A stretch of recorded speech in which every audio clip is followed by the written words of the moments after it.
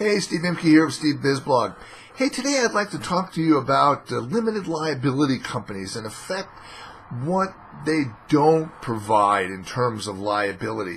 We often hear that, I want to protect all of my assets, and maybe I'm an individual, I'm going to create a limited liability company, and therefore I'm going to go ahead and I'm going to protect my assets.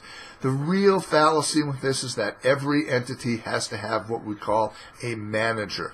There can be members of an LLC, but there has to be at least one manager of every entity, whether it's a sole proprietor, or that's a very easy one, or even if it's an S corporation, there has to be one manager who is held to a higher standard than can be held than the people who just generally provide money.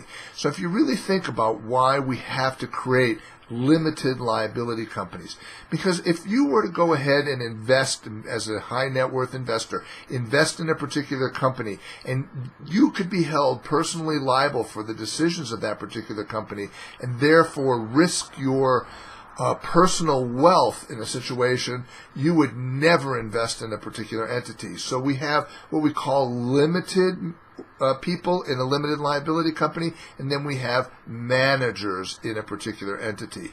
So if you're the manager, you can be held to a higher standard and can probably be sued individually.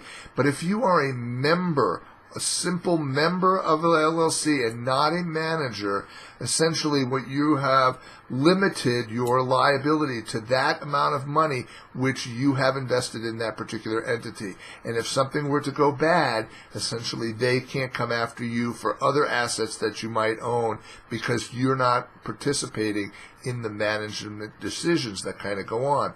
Hope you found this information valuable, and thanks again for watching. Have a nice day.